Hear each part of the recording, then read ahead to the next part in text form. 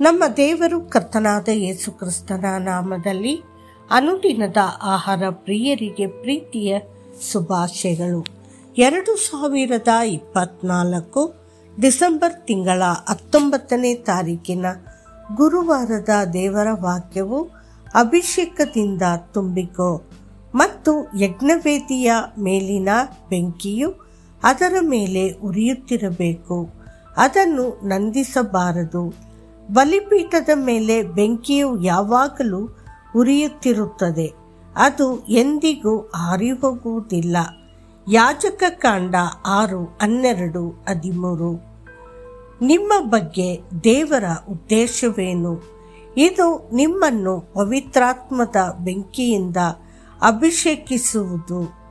ಕರ್ತನಾದ ಯೇಸು ಹೇಳಿದನು, ನಾನು ಭೂಮಿಯ ಮೇಲೆ ಬೆಂಕಿಯನ್ನು ಹಾಕಲು ಬಂದಿದ್ದೇನೆ, ಅದು ಈಗಾಗಲೇ ಉರಿಯುತ್ತಿದ್ದರೆ ನಾನು ಸಂತೋಷ ಪಡುತ್ತಿದ್ದೆ.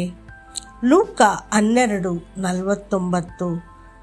ಸ್ನಾನಿಕನಾದ ಯೋಹಾನನು ಹೇಳಿದನು, ಕರ್ತನಾದ ಯೇಸು ನಿಮಗೆ ಪವಿತ್ರಾತ್ಮನಿಂದಲೂ ಬೆಂಕಿಯಿಂದಲೂ ದೀಕ್ಷಾಸ್ನಾನ ಮಾಡುತ್ತಾನೆ. ಮತ್ತಾಯ 3:11.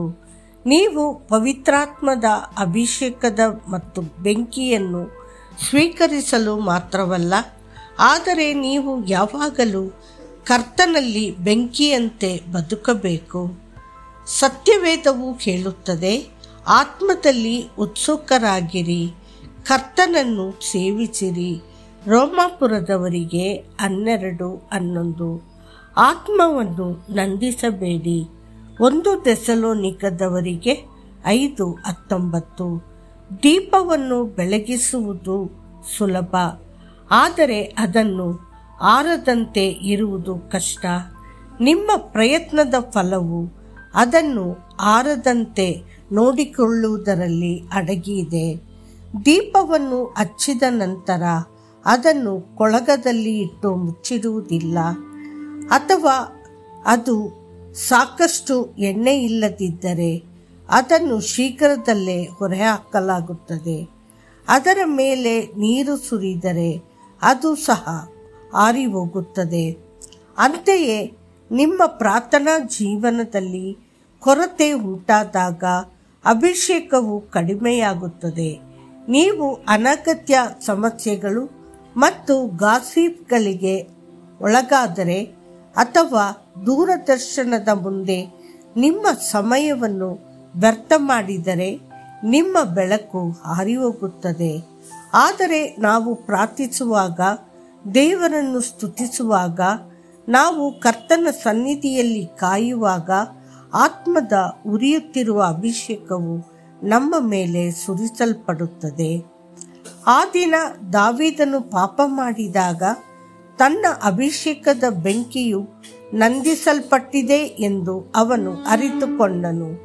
ಆದ್ದರಿಂದ ಅವನು ಕರ್ತನಿಗೆ ಮೊರೆಯಿಟ್ಟನು ಮತ್ತು ಪ್ರಾರ್ಥಿಸಿದನು, ಓ ದೇವರೇ, ನನ್ನಲ್ಲಿ ಶುದ್ಧ ಹೃದಯವನ್ನು ಸೃಷ್ಟಿಸು ಮತ್ತು ನನ್ನಲ್ಲಿ ಸ್ಥಿರವಾದ ಆತ್ಮವನ್ನು ನವೀಕರಿಸು. ನಿನ್ನ ಸನ್ನಿಧಿಯಿಂದ ನನ್ನನ್ನು ತಳ್ಳಬೇಡ ಮತ್ತು ನಿನ್ನ ಪವಿತ್ರಾತ್ಮವನ್ನು ನನ್ನಿಂದ ತೆಗೆದುಕೊಳ್ಳಬೇಡ. ಪುನಃ ಸ್ಥಾಪಿಸು. ನಿನ್ನ ಮೋಕ್ಷದ ಸಂತೋಷ ನನಗೆ ಮತ್ತು ನಿನ್ನ ಉದಾರವಾದ ಆತ್ಮದಿಂದ ನನ್ನನ್ನು ಎತ್ತಿ ಹಿಡಿ. ಕೀರ್ತನೆಗಳು 51:10-12. ಸಂತ ಅಗಸ್ಟಿನ್ ಬಗ್ಗೆ ನೀವು ಕೇಳಿರಬಹುದು. ಕರ್ತನು ಅವನ ಪಾಪ ಮತ್ತು ಅಶುದ್ಧತೆಯ ಜೀವನವನ್ನು ನಡೆಸಿದನು. ಒಂದು ದಿನ ಕರ್ತನ ಆತ್ಮವು ಅವನ ಹೆಸರಿನಿಂದ ಕರೆದು ರೋಮಾಪುರದವರಿಗೆ 13:13 ಸೂಚಿಸಿತು. ಅದು ಹೀಗೆ ಹೇಳುತ್ತದೆ, ನಾವು ಹಗಲಿನಲ್ಲಿ ನಡೆದಂತೆ ಸರಿಯಾಗಿ ನಡೆಯೋಣ, ಮೋಜು ಮತ್ತು ಕುಡಿತದಲ್ಲಿ ಅಲ್ಲ, ಅಶ್ಲೀಲತೆ ಮತ್ತು ಕಾಮದಲ್ಲಿ ಅಲ್ಲ, ಕಲಹದಲ್ಲಿ ಅಲ್ಲ. ರೋಮಾಪುರದವರಿಗೆ 13:13. ಈ ವಚನದಿಂದ ಅವನು ತಪ್ಪಿಸ್ತನೆಂದು ನಿರ್ಣಯಿಸಲ್ಪಟ್ಟನು. ಮತ್ತು ಆ ದಿನದಂದು ತನ್ನ ಜೀವನವನ್ನು ಆತ್ಮದಿಂದ ಮುನ್ನಡೆಸಲು ಒಪ್ಪಿಸಿದನು.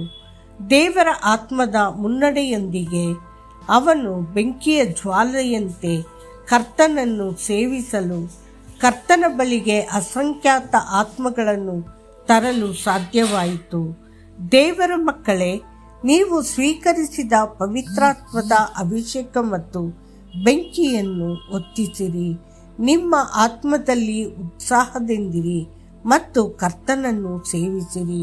ಮತ್ತಷ್ಟು ಹೆಚ್ಚಿನ ಧ್ಯಾನಕ್ಕಾಗಿ ಸಾಲೊಮೋನನು ಪ್ರಾರ್ಥನೆಯನ್ನು ಮುಗಿಸಿದಾಗ ಬೆಂಕಿಯು ಸ್ವರ್ಗದಿಂದ ಇಳಿದು ದಹನಬಲಿ ಮತ್ತು ಯಜ್ಞಗಳನ್ನು ದಹಿಸಿತು ಮತ್ತು ಕರ್ತನ ಮಹಿಮೆಯು ದೇವಾಲಯವನ್ನು ತುಂಬಿತು. 2 ಪೂರ್ವಕಾಲ ವೃತ್ತಾಂತ 7:1. ಕರ್ತನು ನಿಮ್ಮನ್ನು ಆಶೀರ್ವದಿಸಲಿ. ಆಮೇನ್.